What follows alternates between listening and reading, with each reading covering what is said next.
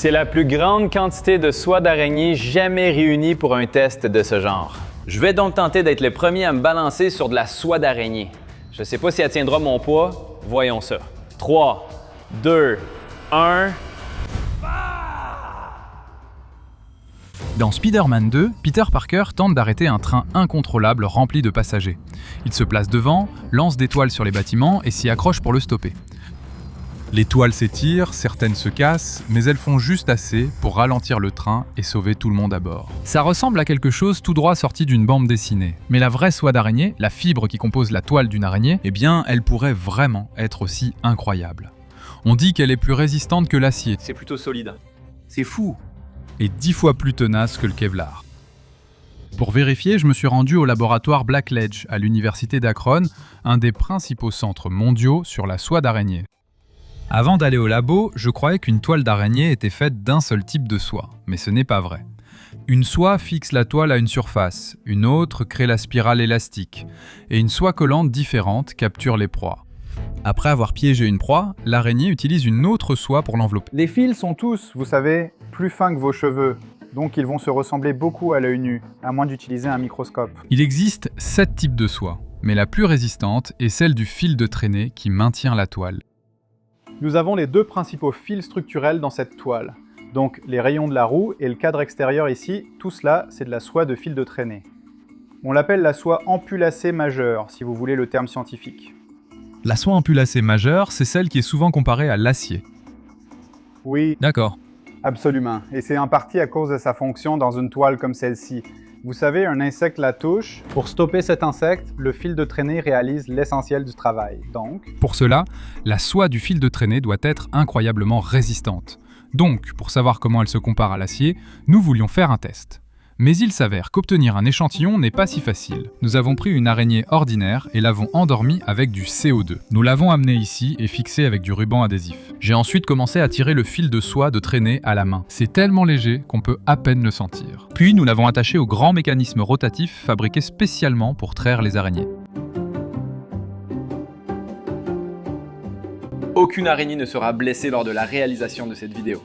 Maintenant que nous avons notre soie, nous pouvons placer un fil dans une machine qui tire lentement sur notre échantillon. Pendant qu'elle tire, nous surveillerons deux propriétés clés. En tirant sur la soie, la force se répartit sur une petite section. Divisez la force par la surface pour obtenir la contrainte. Maintenant, lorsque vous tirez, la soie s'étire aussi. Pour voir de combien, on divise le changement de longueur par la longueur initiale, pour obtenir une mesure appelée la déformation. Au début, à mesure que la contrainte augmente, la déformation augmente à peu près proportionnellement. Si nous arrêtions de tirer ici, la soie retrouverait sa longueur initiale. Mais si on tire encore, on atteint un point où une partie de l'allongement devient permanente. et ça tire, D'accord, t'as filmé ça. Je vais filmer ceci. et ça s'est cassé. Si tu tires encore sur la soie, elle finira par casser. À ce moment, la force divisée par la section s'appelle la résistance ultime à la traction. Nous sommes à environ 600 mégapascales. Pour mettre cela en perspective, si tu avais une corde en soie d'araignée avec une section transversale d'1 cm², à peu près la taille de ton petit doigt, elle pourrait supporter environ 60 000 newtons de force. C'est le poids d'un éléphant d'Afrique adulte. Ce n'est même pas la soie d'araignée la plus résistante. La contrainte de rupture n'était pas incroyable pour ce fil de soie. Dans les jungles de Madagascar, l'araignée d'écorce de Darwin se nourrit d'insectes volants traversant de larges rivières. Elle tisse d'immenses toiles, s'étendant jusqu'à 25 mètres au-dessus de l'eau pour les capturer. Pour supporter cette distance et tension, sa soie doit être très solide, avec une résistance à la traction d'environ 1600 mégapascales. C'est plus du double de la résistance de notre échantillon. Toutefois, des aciers expérimentaux ultra résistants peuvent atteindre près de 3000 mégapascales, soit environ 3 fois celle de la soie de traînée classique. Mais l'acier est aussi 6 fois plus dense. Pour deux cordes de même masse et longueur, la corde en soie a une section 6 fois plus grande, donc une surface 6 fois supérieure pour un tiers de la résistance, ce qui lui permet de supporter 2 fois plus de force avant de casser. Cette mesure de la résistance par rapport à la masse s'appelle la résistance spécifique. Ainsi, à masse et longueur égale, les toiles d'araignée peuvent supporter environ 2 fois plus de force que l'acier ultra résistant avant de se rompre. C'est donc pour cela que, à poids égal, la soie d'araignée est très résistante. Il faut réfléchir à l'application dans laquelle vous souhaitez utiliser ce matériau. Si c'est un domaine où le poids n'a pas d'importance et où seule la résistance compte, alors l'acier conviendra parfaitement. Mais en termes de poids, la soie d'araignée reste la plus résistante à la traction. La résistance ne suffit pas. Regardez les grimpeurs. S'ils étaient simplement suspendus, seule la capacité de la corde à supporter leur poids compterait. C'est ça, la résistance. Mais les grimpeurs ne restent pas simplement suspendus. Ils tombent. La corde doit maintenant arrêter leur chute, absorbant ainsi l'énergie cinétique. Si la distance d'arrêt est courte, l'énergie est absorbée rapidement. Les forces sont énormes. En l'étirant, l'énergie est absorbée progressivement et les forces sont réduites. Pour absorber plus d'énergie sans casser, elle doit donc s'étirer plus. En fait, ce n'est pas très différent de la soie d'araignée. Donc, un insecte percute cette toile. Il faut stopper rapidement le vol de cet insecte. On peut y parvenir en construisant une structure très rigide, comme un mur de briques. Si vous lancez une balle de tennis dessus, elle s'arrête instantanément. Mais cela fonctionne mal pour attraper une proie, parce qu'il va simplement tomber. Donc, il est utile de décélérer lentement l'insecte pour que la toile ait le temps de s'y coller et de garder le repas pour que l'araignée puisse s'installer. La soie d'araignée doit donc être très extensible. Ce fil de soie s'est étiré jusqu'à 70% de sa longueur avant de se casser, ce qui est vraiment exceptionnel pour la soie de sécurité. Désormais, chaque étirement absorbe un peu d'énergie. En additionnant ces petites quantités, on obtient l'énergie totale absorbée avant rupture. Sur un graphique contrainte déformation, cela correspond à la surface sous la courbe. C'est la ténacité du matériau. Le Kevlar, matériau des gilets pare-balles, absorbe et répartit l'énergie d'une balle avant qu'elle n'atteigne le corps, avec une ténacité pouvant atteindre 50 mégajoules par mètre cube. L'acier expérimental ultra résistant a une ténacité d'environ 170 mégajoules par mètre cube. Mais la soie d'araignée? Ce morceau de soie avait une ténacité d'environ 205 mégajoules par mètre cube. Donc ce serait environ 4 fois plus tenace que le Kevlar. Mais la soie de l'araignée d'écorce de Darwin peut atteindre une ténacité maximale de 520 mégajoules par mètre cube. C'est 3 fois plus résistant que l'acier le plus solide et 10 fois plus tenace que le Kevlar. Voyez-vous, le Kevlar a une très grande résistance à la traction, mais il est aussi assez rigide. Comparé à la soie d'araignée, qui est élastique, cela signifie que la courbe contrainte-déformation monte rapidement et atteint la rupture avant de beaucoup s'étirer. Il ne peut pas absorber autant d'énergie. C'est pourquoi la soie d'araignée est la plus tenace. Mais c'est le summum de la chimie verte. Il n'utilise ni les hautes températures ni les solvants caustiques que la plupart de l'industrie des polymères utilise pour fabriquer des fils haute performance. Ils le font à température ambiante, dans un organisme vivant, avec les mêmes éléments de base que ceux servant à fabriquer cheveux et peau. Maintenant, le secret de la force naturelle incroyable de la soie d'araignée réside dans la façon dont ces éléments de base sont agencés. Si vous regardez à l'intérieur d'une fibre de soie, vous trouverez des protéines de soie d'araignée appelées spidroïnes. Dans certaines régions, les spidroïnes ont une taille et une forme similaires, et elles sont étroitement alignées sur toute la longueur de la fibre. C'est un peu comme des plateaux à œufs empilés. Ce sont des nanocristaux. Dans d'autres zones, les spidroïnes ne sont pas aussi uniformes. Ici, elles sont moins ordonnées et peuvent se déplacer et changer de forme plus librement. On les nomme régions amorphes. Elles forment un réseau de blocs rigides reliés par des cordons élastiques devant moi. Quand je tire sur le réseau, les cordons s'étirent et absorbent de l'énergie. Les blocs s'étirent peu, mais sont reliés à plusieurs cordons, répartissant la traction dans le réseau. Les régions amorphes permettent à la soie de s'étirer. Les nanocristaux lui donnent une grande résistance à la traction. Grâce à eux, la soie absorbe beaucoup d'énergie avant de casser, ce qui lui donne une grande résistance. Elle est ainsi plus solide que l'acier à poids égal et plus résistante que le Kevlar. Cela semble parfait pour fabriquer des cordes d'escalade, des suspentes de parachute, des airbags, voire des gilets pare-balles.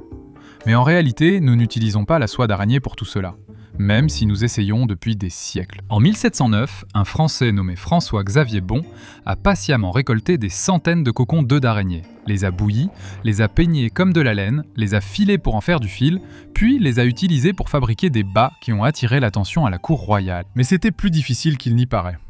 Selon lui, la difficulté est désormais d'obtenir assez de cocons d'araignée pour un travail d'envergure. 3 siècles plus tard, Simon Pearce et Nicolas Godley ont mené un projet de plusieurs années à Madagascar, où des équipes malgaches ont récolté à la main plus d'1 million d'araignées néphiles dorées dans la jungle. Ils ont extrait leur soie et l'ont patiemment tissée et brodée pour en faire une seule cape dorée. Pourquoi n'avaient-ils pas élevé les araignées à la place? Toutes les tentatives échouent pour la même raison. Les araignées sont cannibales. Le problème avec les araignées, c'est qu'elles se mangent entre elles. C'est un des principaux problèmes. On ne peut pas juste les garder dans un petit récipient. Il faut beaucoup d'espace pour une ferme de 10 000 araignées. Même en obtenant beaucoup d'araignées, leur traite reste difficile, car elles ne coopèrent pas toujours. Vraiment, une araignée coopérative te donnera environ 275 mètres de soie. Wow, 100 c'est plus courant, mais elles ont chacune leur personnalité. Certaines cassent le fil immédiatement et ne coopèrent même pas. La soie d'araignée naturelle est donc très rare. Un fournisseur en demande 700 $ pour 100 mg. Cela équivaut à environ 7 millions de dollars le kilo, soit 50 fois le prix de l'or.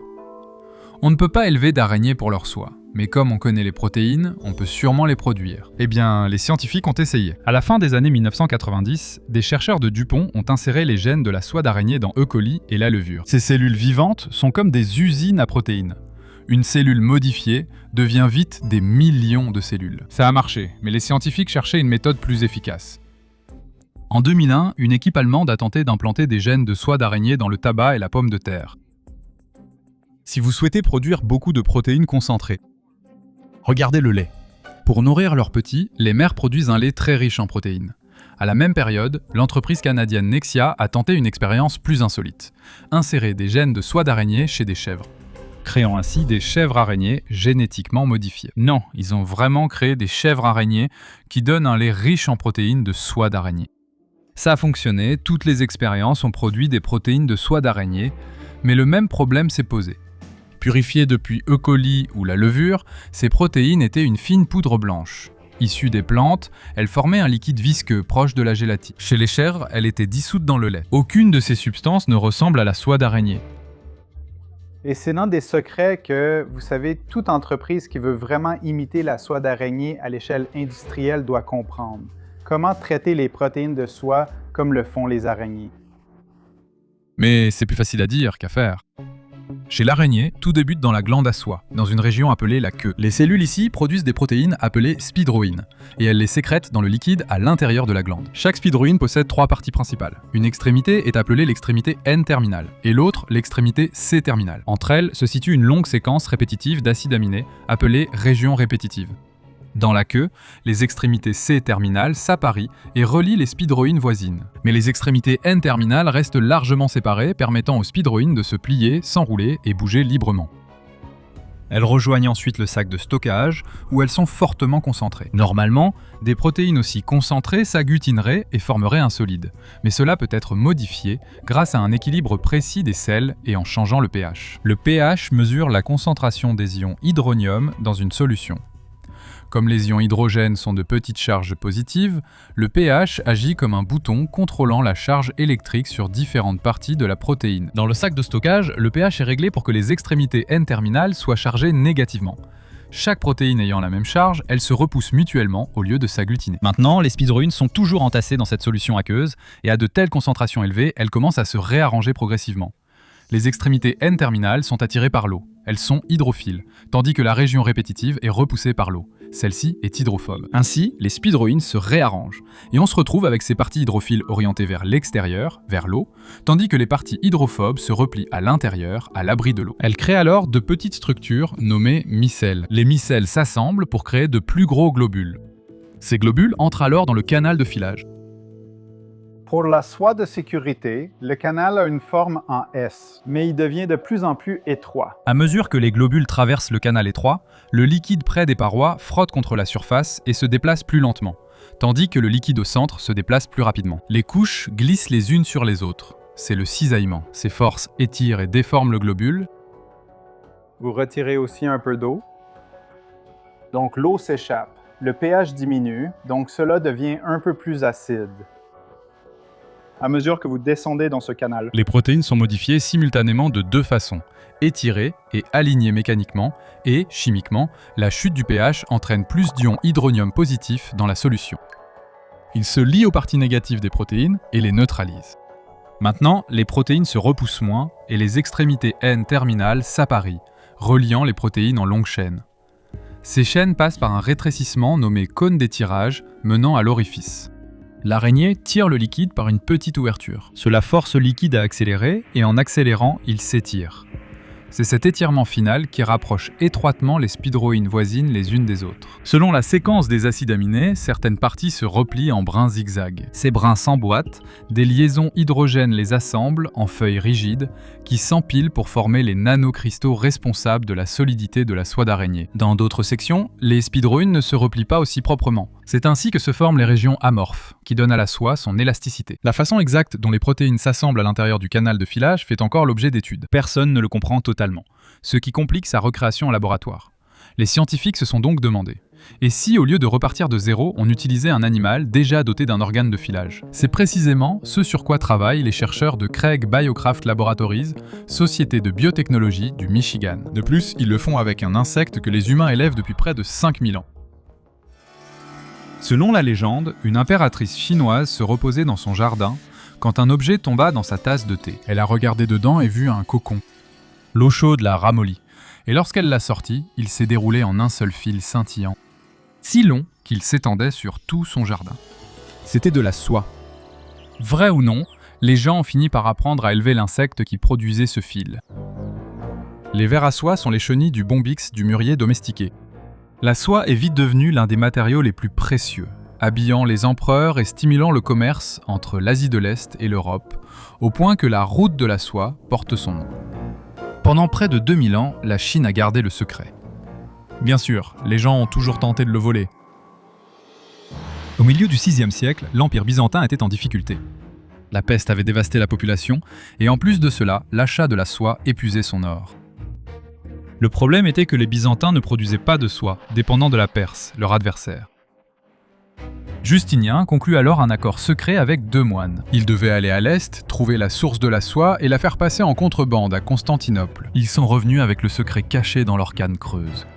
Des œufs de verre à soie. Ceci pourrait être le premier cas documenté d'espionnage industriel. Ainsi, Byzance put enfin produire sa soie. Aujourd'hui, nous en élevons des millions. Un papillon de nuit pond 500 œufs. Donc, quand tu évoques l'augmentation de la production, n'est-ce pas? Ma femme et moi avons eu un bébé. Ces papillons, eux, ils ont 500 bébés. Et ils font ça tous les 30 jours. Les chercheurs de Craig se sont demandé s'il était possible de faire produire de la soie d'araignée au ver à soie. Pour créer un ver à soie transgénique, nous combinons la génétique du ver à soie et de l'araignée en sélectionnant le meilleur de chaque. Ainsi, nous produisons nos fibres. Ils collent les œufs sur une lame, puis les alignent sous microscope. Voici la station de micro-injection. Il s'agit d'œufs gros comme une tête d'épingle et d'aiguilles de 0,5 micron de diamètre. Cette partie, c'est « je veux injecter ». Comme vous le voyez, voici l'aiguille en tungstène et ici, le capillaire en verre. Et la première étape consiste à percer un trou avec l'aiguille en tungstène, puis on déplace en fait les œufs vers le capillaire et ensuite on perce. Le liquide avec l'ADN d'araignée est injecté dans la zone de l'œuf qui formera le ver à soie. À ce stade, les gènes sont séparés et doivent s'intégrer à l'ADN du ver à soie. Heureusement, la nature a déjà un moyen pour cela. Si vous prenez un insecte, comme un papillon de nuit, et que vous regardez à l'intérieur de son génome, vous verrez des portions d'ADN se déplacer. Elles sautent d'un endroit du génome à un autre. On les appelle des gènes sauteurs ou des transposons. L'un d'eux, nommé piggyback, a été découvert pour la première fois chez la fausse arpenteuse du chou. Piggyback est un fragment d'ADN avec deux courtes séquences à ses extrémités. Et il fonctionne avec une enzyme qui reconnaît ses extrémités, découpe tout le fragment et l'insère ailleurs dans le génome, comme un système naturel de couper-coller. Les scientifiques ont compris que si l'enzyme ne s'intéresse qu'aux extrémités, on peut les garder identiques, modifier le centre et ainsi implanter l'ADN désiré. Au laboratoire, l'ADN central est remplacé par le gène de la soie d'araignée. Cet ensemble, ainsi que des instructions séparées pour produire l'enzyme, est injecté dans l'œuf du ver à soie. Dans l'œuf, l'enzyme reconnaît les séquences terminales, coupe et insère le gène de la soie d'araignée dans l'ADN du ver à soie. Si tout marche, c'est intégré définitivement au génome du ver à soie. Maintenant, un ver à soie chez qui la modification a fonctionné ressemble presque exactement à un autre chez qui elle n'a pas marché. La première méthode que nous avons utilisée consistait à créer des transgéniques avec le cocon lumineux. Une protéine fluorescente verte est ce qui fait briller ces vers en vert sous cette longueur d'onde particulière, avec ce filtre lumineux spécifique devant eux. Ça semble magique. Et un être vivant est à l'intérieur. C'est lui qui crée cet effet lumineux. Oui. Mais même si l'insertion de l'ADN réussit, il se peut qu'il ne soit pas placé au bon endroit. Si je crée la meilleure recette de cookies aux pépites de chocolat au monde et la place dans la section des pâtes, Oui. tu vas probablement pas faire beaucoup de cookies aux pépites de chocolat, n'est-ce pas? Parce que tu ne vas pas l'avoir. Oui. C'est pareil pour ça, non? On veut la recette dans la bonne section du bon livre de cuisine. Introduire le gène de la soie d'araignée dans le ver à soie ne suffit donc pas. On veut vraiment que la soie d'araignée soit incorporée dans leur glande à soie, pas, vous savez, dans un autre tissu. Mais Piggyback ne recherche qu'une séquence d'ADN de 4 lettres, T, T, A, A. Il y a tellement de TTAA dans leur génome, vous savez, qu'on ne pouvait pas vraiment contrôler où ils se trouvaient. Il y avait de nombreux endroits où ils pouvaient s'installer. Oui, c'est vrai. Et cela signifie qu'il ne produira pas de la soie d'araignée pure. Si tu devais estimer pour la soie transgénique, ça représente quel pourcentage d'ADN d'araignée? Environ 6%, 10%. Je trouve ça dingue. Même avec un transfert de gènes limité, les fibres offrent une grande partie des performances mécaniques de la soie d'araignée pure. Nos échantillons moyens font généralement 60% de la résistance de la soie d'araignée, n'est-ce pas? Montrez-moi un autre endroit où l'on peut produire des matériaux aussi résistants, de façon rentable, n'est-ce pas? Pour dépasser la moyenne de 60%, l'insertion doit être mieux ciblée. L'étape suivante est de créer de la pure. Nous réalisons des transgéniques knock-in, knock-out en supprimant tout l'ADN natif de la soie du ver et en le remplaçant par la protéine de soie d'araignée. Ainsi, la plupart des laboratoires de pointe explorent la technologie CRISPR-Cas9. Cet outil comporte deux parties. La première est un guide à un fragment génétique court, conçu pour cibler une séquence ADN précise. À la différence de Piggyback, qui reconnaît une séquence de 4 lettres d'ADN, ce guide cible environ 20 lettres, le rendant bien plus spécifique. La seconde partie est une protéine qui coupe l'ADN lorsque le guide trouve sa séquence cible. Ici, cet emplacement se trouve à l'intérieur du propre gène du ver à soie, responsable de la production de soie. La cellule répare aussitôt la cassure, tandis que les chercheurs injectent de l'ADN donneur avec le gène de la soie d'araignée. Pendant la réparation, la cellule intègre l'ADN donneur et insère le gène de la soie d'araignée à cet endroit. Cependant, ce procédé est toujours en développement, et Craig n'est pas le seul à viser la soie d'araignée. En Allemagne, AMS Silk produit des protéines pour fibres, revêtements, poudre et hydrogel. Et au Japon, Spiber produit des fibres protéiques par fermentation. Des marques telles que Goldwyn et The North Face ont déjà utilisé une version de ces fibres dans leurs vêtements. Et l'armée s'y est également intéressée. En 2016, l'armée américaine a financé Craig pour produire des packs balistiques, des panneaux superposés de soie transgénique conçus comme une éventuelle protection corporelle. Et cela est même exploré en médecine. Pendant des siècles, les chirurgiens ont recousu les plaies avec de la soie. Neurotex utilise aujourd'hui la soie d'araignée pour réparer les nerfs endommagés. Si on parvient à la produire à moindre coût, la soie d'araignée pourrait entrer dans la composition de vêtements, d'armures, d'implants et même servir à réparer les nerfs. Mais pour cela, il nous en faudra beaucoup. Et voici notre soie d'araignée spécialisée. Voilà. Ceci est la soie d'araignée transgénique. Ceci est de la soie d'araignée. Ceci est de la soie d'araignée transgénique. C'est comme une botte de foin. Une botte de foin en soie d'araignée. Donc l'année dernière, nous avons produit environ une demi-tonne de cocons de soie d'araignée. Et ceci est de la soie provenant de cela. Mais qu'en est-il de notre question de départ? Peut-on vraiment utiliser de la soie d'araignée transgénique pour se balancer comme Spider-Man? Alors Derek, je t'ai amené ici dans une salle d'escalade pour une très bonne raison. Et la raison se trouve sous ce torchon sale. Découvre-le.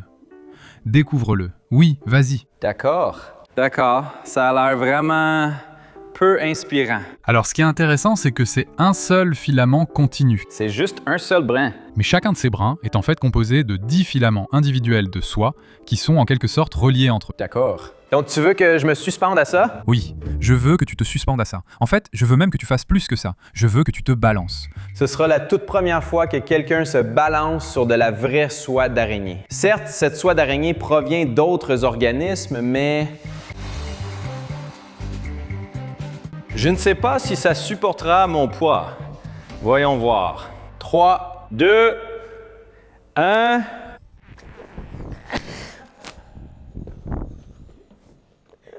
Tu n'en étais vraiment pas loin.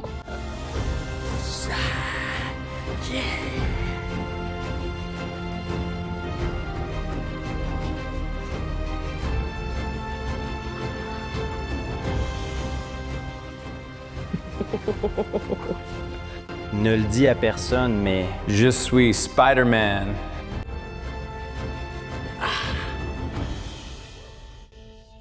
On a vu que ça supporte bien ton poids. On pourrait se balancer, mais je veux vraiment tester et te faire monter là-haut. À quel point fais-tu confiance à la soie d'araignée? La résistance à l'attraction ne ment pas. Très bien, allons t'installer là-haut. Nous avons utilisé le titre « Risquer ma vie pour trancher un débat de physique trop tôt ». J'ai l'impression que ça va s'enfoncer dans mes doigts. C'est dingue!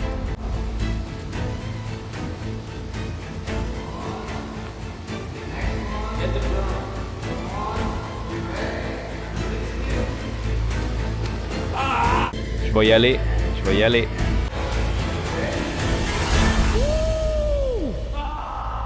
Allons-y. Tu dois voir mon doigt, mec. Oh mince.